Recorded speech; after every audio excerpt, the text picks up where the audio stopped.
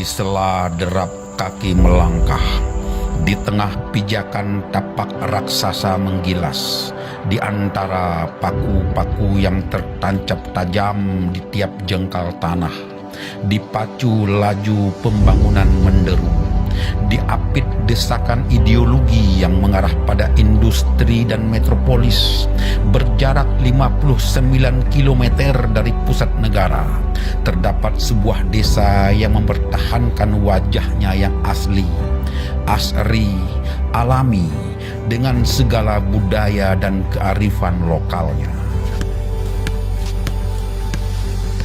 Ya, jarak ke kantor desa dari Kabupaten Bekasi, ibu kota kabupaten, yaitu kurang lebih 26 km, dan ke ibu kota kecamatan Setu kurang lebih 7 km.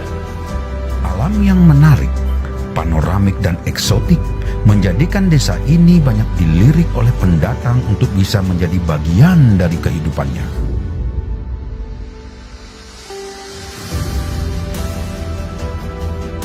Sang kepala desa Kartarahayu dibantu oleh beberapa partner kerja, dan sini juga kami bersinergi dengan para tokoh masyarakat, ulama, juga para tokoh adat yang ada di desa Kartarahayu. Desa kami selalu bersamaan bahu-membahu membangun kearifan dan kebudayaan untuk menjaga kelestarian desa kita. Seperti di desa Kartarahayu ini juga, di sini kami untuk generasi kami di dalam pendidikan mempunyai beberapa sekolah yang formal, yaitu SDN Kartarahayu 01, Kartarahayu 02 dan 03, dan juga ada SMP Negeri 031, dan ada juga yayasan ya, swasta, yaitu Al-Ijha dan Al-Wafa. Itu salah satu aset kami. Untuk itu marilah sama-sama kita jaga. Warisan budaya dan kearifan lokal yang diwariskan secara turun-temurun menjadikan bagian dari pijakan dalam menentukan arah program pembangunan desa. Oke, kalau dulu nama desa ini pertama kali apa, Ki? Ya, bermulai saya itu Kahuripan. Nah itu lagi waktu Pak Karno ini, dia nanya, kampung apa, Ki? Di sini ada berapa kampung yang kita pegang ya? Kita ada Cisaat, Cilenang, Ciloa, Ciranggon. Nah, jadi ciknya terus, ya. Ada berapa tuh ciknya? Kayaknya. Nanti Pak Karno nanya, nggak tahu, kita kata Cisaat, Ciloa, Ciranggon. Gedenya Cisaat itu, Pak. Oh iya, itu pusatnya kan, tempat pertemuannya. Nggak tahu dah pertemuan apa kayak gitu. Ya. Kalau lurah pertama di sini siapa, Ki? Bapak Kumpi. Yang kedua? Ya Bapak Kolot. Yang ketiga? Ke Bapak. Abah? Bapak. Oh, bapaknya Abah? Iya. Yang keempat? Ke saya. Abah. Yang kelima? Ya banyak pada mati. Jadi dulu yang terkenal itu Tanji, apa Ajeng? Ajeng, udah dua, Tanji sama Ajeng sama Gamelan. Orang aja nanggap itu aja. Tanji ngarak pengantin deh, ngaraknya Tanji. Kayak kuda ya. Terus bentuk ininya Ajeng dengan Tanji sama? Lain. Pakai gendang Ajeng, gendang pakai gudung gede. Oh. Pohon benda ini sekitar 40 tahun. Hampir selisihan sama umur saya hampir kacet kan 5 tahun, Mas. Dan selanjutnya kami selalu juga mengajak dan mengimbau, marilah kita jaga lingkungan kita dari jamahan jamaah orang-orang yang tidak bertanggung jawab. Dan kami pun welcome ya, siapa saja yang mau atau ingin datang pindah ke desa kami, ya kami sangat menerima, dengan catatan kami tidak mau pendatang itu untuk merubah desa kami yang tadinya asli alami ini, menghilangkan keasliannya.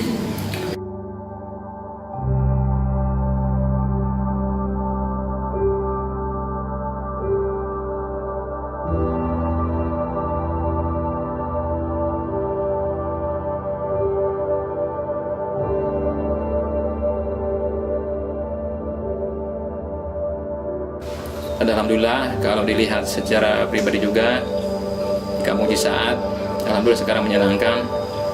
Itulah barangkali berkat pertolongan dan kerjasama di antara kedua pihak, antara masyarakat, ulama, umaro, sehingga dengan pesat alhamdulillah di Kampung Cisaat berjalan dengan lancar. Mohon dukungannya kepada seluruh masyarakat Desa Kertarahayu sehingga kita ya sama-sama berlomba-lomba untuk menuju ridha Allah Subhanahu wa taala.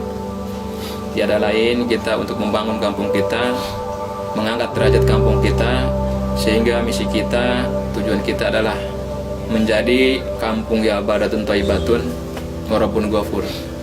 Beraktivitas di desa ini, Bang? Alhamdulillah, senang banget. Senang. Ya. Nah, terus kalau seandainya suatu ketika pemerintah di sini membangun seperti katakanlah seperti Jamrud atau seperti Grand Wisata, itu gimana, Bang?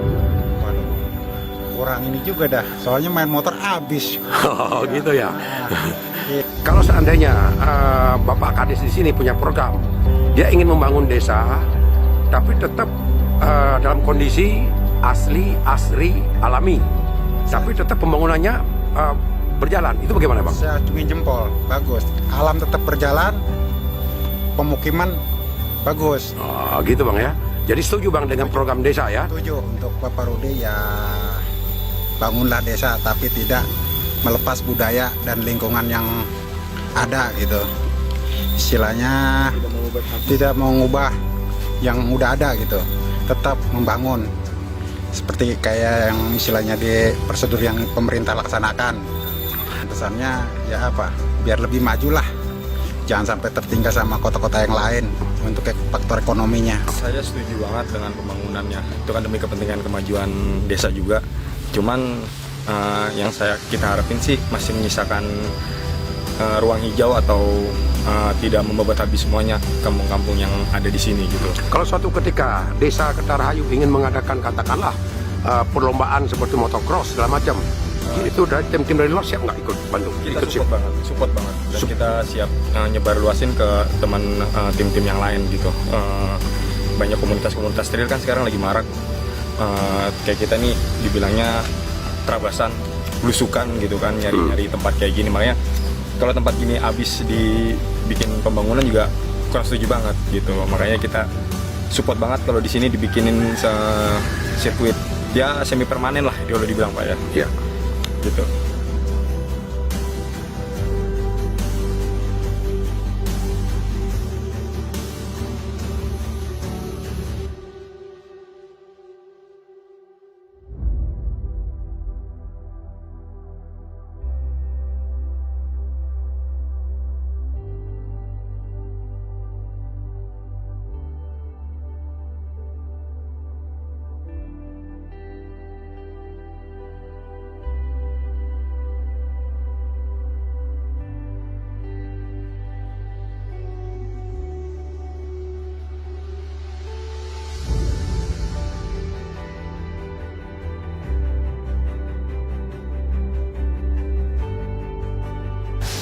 Desa Kertarahayu ini ditunjuk oleh pemerintah tingkat kabupaten, yaitu selaku desa agrowisata.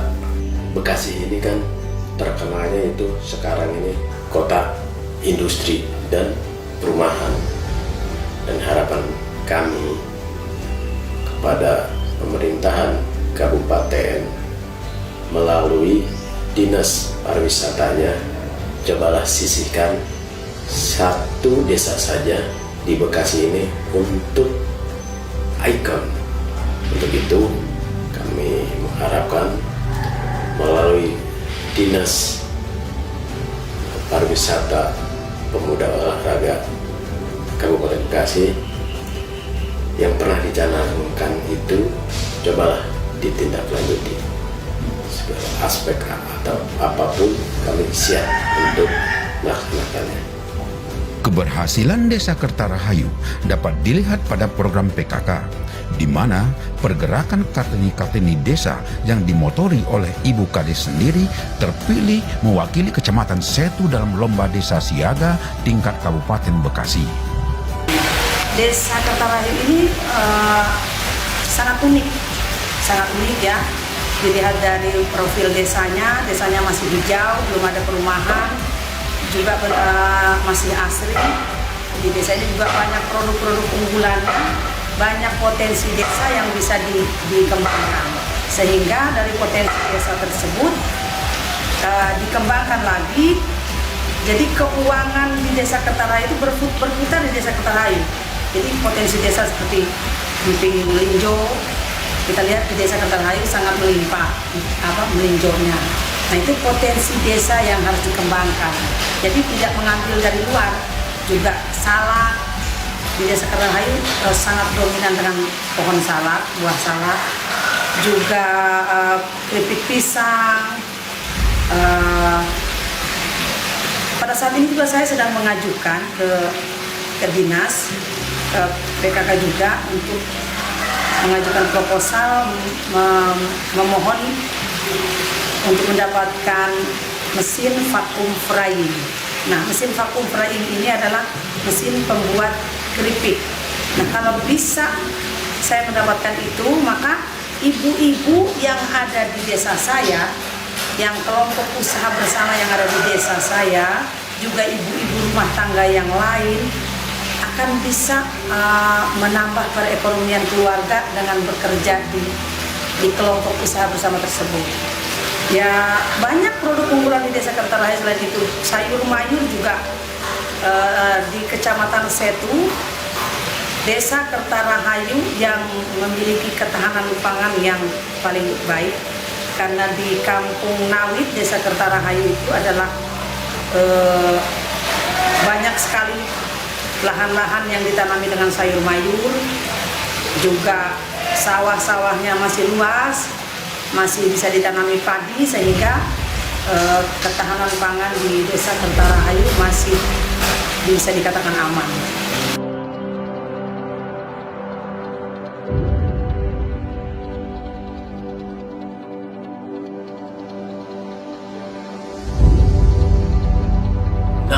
Sekelumit kisah desa kami, dan selanjutnya saya sebagai kepala desa beserta warga desa, ulama desa, dan sepuh desa, tokoh masyarakat desa, dan muspida desa akan bersatu padu untuk menatap masa depan yang lebih maju, moderat, dengan tidak meninggalkan keaslian, kearifan, dan budaya kami.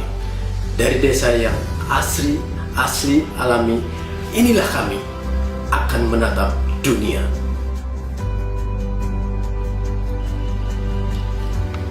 Warga Desa Kertarahayu yang saya cintai, masa depan Desa Kertarahayu adalah masa depan kita bersama.